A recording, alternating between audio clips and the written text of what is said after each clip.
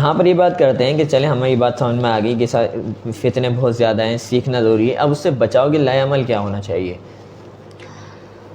فتنوں سے بچاؤ کے لائے عمل تو جیسے میں نے آپ سے عرض کیا 3-4 چیزیں ہیں بنیادی نا۔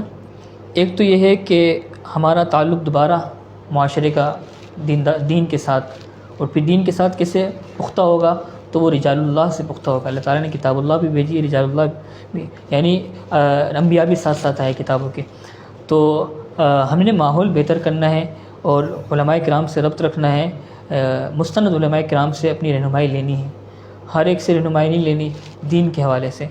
اور دوسری بڑی بات یہ ہے، میں مختصر سرد بھی کر دوں، شبہات کی بات چل رہی تھی، تو دماغ میں شبہات پکنے نہیں دینا، فوراً رجوع کر کے آپ نے اپنے جواب حاصل کر لینا ہے مستند علماء کرام سے۔ دوسری بات یہ ہے کہ آپ کا جو لٹریچر آپ پڑھ رہے ہیں نا، تو وہ لٹریچر جو کسی بھی صورت میں ہے تو وہ آپ نے مستند لٹریچر اپنے سامنے رکھنا ہے۔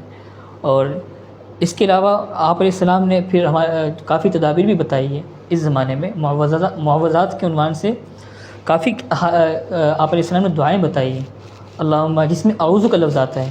ایک مسلمان کے لیے فرض ہے اس زمانے میں کہ وہ ہر جو ہے نماز کے بعد اس کو اپنے اللہ کی مدد آئے گی نا، جب وہ اللہ تعالیٰ سے پناہ مانگ رہے ہیں۔ ہم نے جمع کی تقریباً 80 کے قریب احادیث ہیں، اللہم انی اعوذ بک من الفتن ما ظہر منہا وما بطن، یہ اب حضرات نے جمع کر دی بہت سارے علماء کرام نے۔ تو اس معوذتین کو اپنی زندگی کا حصہ بنائیں۔ اور دوسری بات یہ ہے کہ آپ علیہ السلام نے دجالی فتنے کے حوالے سے خاص تدابیر بتائی ہے۔ فتنہ مادیت سے دور رہیں، مادیت کے اندر زیادہ نہ گھسیں، یعنی صرف دنیا اور صرف دنیا۔ اپنی روحانی محنت کے لیے وقت نکالیں۔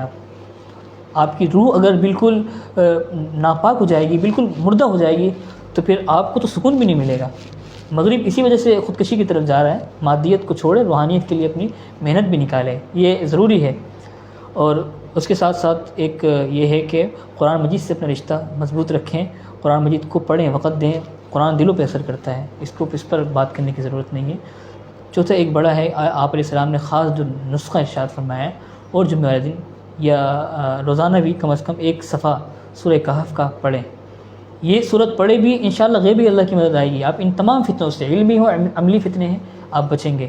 اور اس کے لیے یہ ہے کہ ترجمے کے ساتھ تدبر کر کے، کیونکہ سورہ کہف کے اندر اللہ تعالیٰ نے مادیت و روحانیت کا فتنہ بتایا ہے کہ کس طریقے سے مادیت کو چھوڑ کے نوجوان اپنے ایمان کے خاطر غاروں میں چلے گئے تھے، وہ ساری کشمکش چل گئی۔ وَاضْرِبْ لَهُم مَثَلَ الرَّجُلَيْنِ، اللہ تعالیٰ نے سمجھایا ہے، فتنے سمجھایا اللہ تعالیٰ نے۔ 2 طرح کے ہوں گے، ایک مادیت میں گھرا ہوا کہے گا کہ اللہ تعالیٰ نے مجھے اتنا مال دیا ہے، دوسرا مومن ہوگا، بولے گا اللہ کے اوپر ایمان لیا، نہیں مانے گا۔ تو مطلب یہی ہے، اللہ تعالیٰ نے اس پوری صورت میں مادیت کا فتنہ بتایا ہے۔ اس صورت پر جن حضرات نے کام کیا، ندوی صاحب نے کتاب لکھی، مناظر حسن گیلانی صاحب نے کتاب لکھی ہے، معرکہ ایمانیت و مادیت۔ تو مادیت سے اپنے آپ کو دور رکھیں، انشاءاللہ مادیت سے آپ جب دور ہوں گے، ذہنی اعتبار سے، جسمانی اعتبار سے اپنی لائف اسٹائل سادہ رکھیں گے۔ دوسری بات، غذاؤں میں بھی خاص طور پر اپنی فکر رکھیں کہ حرام غذا ہمارے حلق سے نیچے نہ آئیں۔ جب حرام غذا جاتی ہے تو تمام فتنے، آپ بچیں نہ بچیں، آپ کے لیے بچنا بہت مشکل ہو جائے گا۔ حرام غذا، کسی بھی نوعیت کی حرام غذاؤں سے بچیں۔ اور اس کے بعد پھر یہ فتنۃ الشہوات سے بھی بچیں۔ فتنۃ الشہوات کے لیے اپنے لیے خاص طور پر نظر کی حفاظت، ماحول میں اپنے لیے اس طرح، اپنے لیے، اپنے گھر والوں کے لیے، اپنے بچوں کے لیے ماحول ایسا بنائیں کہ اس میں فتنۃ الشہوات کے لیے کوئی ایسا راستہ نہ ہو کہ انسان اس کی طرف جائے۔ اس کے لیے پلاننگ کرے آپ کہ میں اس گندے ماحول سے کس طریقے سے اپنی نظر کو بھی بچاؤں، اپنے بچوں کو بھی بچاؤں۔ تو یہ کچھ بڑی باتیں تھیں، میں نے آپ کے سامنے مختصراً خلاصہ کر کے لکھی۔